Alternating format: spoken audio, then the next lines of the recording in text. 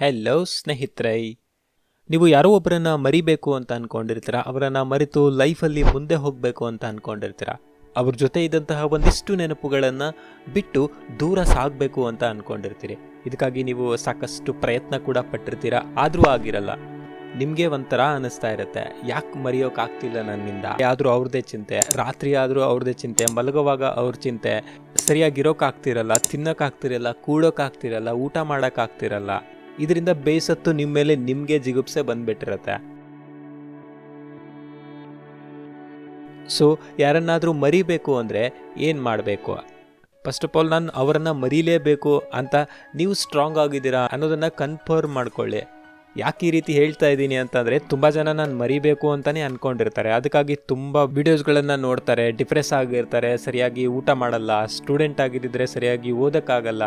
ಆದರೆ ಮರಿಬೇಕು ಅಂತ ಅಂದ್ಕೊಂಡಿರ್ತಾರೆ, ಆದರೂ ಕೂಡ ನಿಜವಾಗ್ಲೂ ನನ್ನ ಕೈಯಿಂದ ಮರೆಯೋದಕ್ಕಾಗತ್ತಾ ಅನ್ನೋ ಡೌಟಲ್ಲೇ ಬದುಕ್ತಿರ್ತಾರೆ. ಈ ರೀತಿ ಆದರೆ ನೀವು ಡೆಫಿನೆಟ್ಲಿ ಹಿಂಗೆ ಒದ್ದಾಡಬೇಕಾಗತ್ತೆ, ಹಿಂಗೆ ಬದುಕಬೇಕಾಗತ್ತೆ. ಸೊ ಅದಕ್ಕೆ ನೀವೇನು ಈ ನಾನು ಮರಿತೀನ ಅನ್ನುವಂತಹ ಮೈಂಡ್ಸೆಟ್ಟಲ್ಲಿ ಬದುಕ್ತಾ ಇದ್ದೀರಾ ಅಲ್ವಾ, ಅಲ್ಲಿಂದ ಹೊರಗಡೆ ಬರಬೇಕಾಗತ್ತೆ. ಅಲ್ಲಿಂದ ಹೊರಗಡೆ ಬಂದು ಡಿಸೈಡ್ ಮಾಡಲೇಬೇಕು, ನಾನು ಖಂಡಿತ ಮರಿಲೇಬೇಕು ಅಂತ. ಇಲ್ಲ ಅಂತ ಅಂದರೆ ನೀವು ಈ ಒಂದು ವಿಡಿಯೋ ಅಲ್ಲ, ಯೂಟ್ಯೂಬಲ್ಲಿ 1000 ವಿಡಿಯೋಸ್ಗಳನ್ನು ನೋಡಿ ನಿಮ್ಮಲ್ಲಿ ಸ್ಟ್ರಾಂಗ್ ಡಿಸಿಷನ್ನೇ ಇರಲಿಲ್ಲ ಅಂತಂದರೆ ಎಲ್ಲನೂ ವೇಸ್ಟೇ. So change your mindset first. ಒಂದು ಸಾರಿ ಮೈಂಡ್ಸೆಟ್ ಚೇಂಜ್ ಆಯಿತಾ, ಆಗ ಖಾಲಿ ಕೂತ್ಕೋಬೇಡಿ. ಯಾಕಂದರೆ ಖಾಲಿ ಕೂತ್ಕೊಳ್ಳುವಂತಹ ಮನಸ್ಸು ತುಂಬ ಚಂಚಲ ರೀ. ಅದೊಂಥರ ಖಾಲಿ ಇರುವ ಮನಸ್ಸು ಭೂತದ ಬಂಗ್ಲೆ ಥರ ಅಂತ ಹೇಳ್ತಾರೆ. ಮನುಷ್ಯನ ಮನಸ್ಸು ಅನ್ನೋದು ತುಂಬ ಕೆಟ್ಟದ್ದು ಇಂಥ ವಿಚಾರಗಳಲ್ಲಿ. ದಿನಪೂರ್ತಿ ಖಾಲಿ ಕೂತ್ಕೊಂಡು ನೋಡಿ, ನಿಮಗೆ ಅರ್ಥ ಆಗುತ್ತೆ, ಏನೇನೋ ವಿಚಾರಗಳು ಬರ್ತವೆ, ಮನಸ್ಸು ಡಿಪ್ರೆಸ್ ಆಗಿಬಿಡುತ್ತೆ. ಬೇಡವೇ ಬೇಡ ಈ ಲೈಫು ಅಂತ ಅನ್ಸೋದಕ್ಕೆ ಸ್ಟಾರ್ಟ್ ಆಗುತ್ತೆ. ಎಂಡ್ ಮಾಡ್ಕೊಂಬಿಡೋಣ ಇಲ್ಲಿಗೆ ಅಂತ ಅನ್ಸುತ್ತೆ. ಈ ಥರ ಥಾಟ್ಗಳು ಬರ್ತವೆ. ಸೊ ಹಾಗಾಗಿ ಮೊದಲು ಸ್ಟ್ರಾಂಗ್ ಆಗಿ, ನಂತರ ಶೆಡ್ಯೂಲ್ಡ್ ಆಗಿರಿ, ಬ್ಯೂಸಿ ಆಗಿರಿ. So busy in the sense, ನೀವು ಮೊಬೈಲನ್ನು ಯೂಸ್ ಮಾಡಿಕೊಂಡು ಅಥವಾ ಏನೋ ಒಂದು ಕೆಲಸವನ್ನು ಮಾಡ್ತಾ ಕಾಲ ಕಳೆಯೋದಲ್ಲ.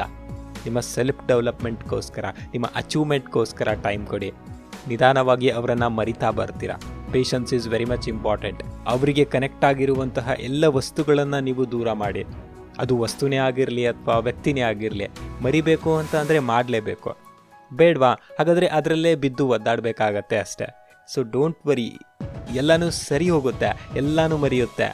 ಮರೆಯೋದು ಇನ್ ದ ಸೆನ್ಸ್, ನೀವು ಅವರಿಂದ ಡಿಟ್ಯಾಚ್ ಆಗ್ತಾ ಬರ್ತೀರಾ ನಿಧಾನವಾಗಿ. ನಿಮ್ಮ ಮೇಲೆ ನಂಬಿಕೆ ಇರಲಿ, ನಿಮ್ಮ ದೇವರ ಮೇಲೆ ನಂಬಿಕೆ ಇರಲಿ, ನಿಮ್ಮನ್ನು ನೀವು ಸ್ಪಿರಿಚುವಲಿ ಇನ್ವಾಲ್ವ್ ಆಗಿ. ಯಾಕಂದರೆ ಇದರಿಂದ ನಿಮಗೆ ಮನಃಶಾಂತಿ ಸಿಗುತ್ತೆ.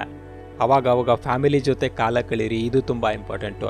ತುಂಬ ಸಾರಿ ಏನಾಗುತ್ತೆ ಅಂತಂದರೆ, ಈ ಪ್ರೀತಿ ಅನ್ನೋ ಬಲೆಯಲ್ಲಿ ಬಿದ್ದು ನಮ್ಮ ಫ್ಯಾಮಿಲಿ ಬಗ್ಗೆ ನಾವು ತಲೆನೇ ಕೆಡಿಸ್ಕೊಂಡಿರಲ್ಲ, ಅದಕ್ಕಾಗಿ ಇಂಪಾರ್ಟೆನ್ಸೇ ಕೊಟ್ಟಿರಲ್ಲ, ಮನೆ ರೆಸ್ಪಾನ್ಸಿಬಿಲಿಟಿ ಬಗ್ಗೆ ತಲೆ ಕೆಡಿಸ್ಕೊಂಡಿರಲ್ಲ. ಸೊ ಇವಾಗಾದರೂ ನಿಮ್ಮ ಫ್ಯಾಮಿಲಿಗೆ, ನಿಮ್ಮ ಅವ್ವ, ನಿಮ್ಮ ಅಪ್ಪ, ಅಕ್ಕ, ತಂಗಿ, ತಮ್ಮ ಎಲ್ರಿಗೂ ಟೈಮ್ ಕೊಡಿ. ಅವ್ರ ಜೊತೆ ಕೂತು ನಗ್ನಗ್ತಾ ಮಾತಾಡಿ. ನಿಮ್ಮ ಕುಟುಂಬದವ್ರಿ ಅವರು. ನಿಮ್ಮ ಕುಟುಂಬದ ಬಗ್ಗೆ ನಿಮಗೆ ಕಾಳಜಿ ಇಲ್ಲ ಅಂತ ಅಂದರೆ ಬೇರೆಯವ್ರು ಕಟ್ಕೊಂಡು ನೀವೇನು ಮಾಡ್ತೀರಾ ಅಲ್ವಾ? ಸೊ ಲೈಫಲ್ಲಿ ಯಾವತ್ತಿದ್ರೂ ಯಾವುದಕ್ಕೂ ತಲೆ ಕೆಡಿಸ್ಕೊಳ್ಬೇಡಿ. ಕಾಲ ಕಳೆದಂಗೆ ಎಲ್ಲನೂ ಮಾಯ ಆಗತ್ತೆ. ನಿಮಗಾಗಿ ನೀವು ಟೈಮ್ ಕೊಡಿ, ನಿಮ್ಮ ಸೆಲ್ಫ್ ಡೆವಲಪ್ಮೆಂಟ್ಗೋಸ್ಕರ ಟೈಮ್ ಕೊಡಿ, ನಿಮ್ಮ ಅಚೀವ್ಮೆಂಟ್ಗೋಸ್ಕರ ಟೈಮ್ ಕೊಡಿ ಅಂತ ಹೇಳ್ತಾ ಒಂದಿಷ್ಟು ಮಾತುಗಳು ನಿಮಗೆ ಒಂಚೂರು ಮೋಟಿವೇಟ್ ಮಾಡಿವೆ ಅಂತ ಅಂದ್ಕೊಳ್ತೀನಿ. ಸಿಗೋಣ ಮತ್ತೊಂದು ವಿಡಿಯೋದಲ್ಲಿ. ಅಲ್ಲಿವರೆಗೂ smile to your life and finally thank you for watching.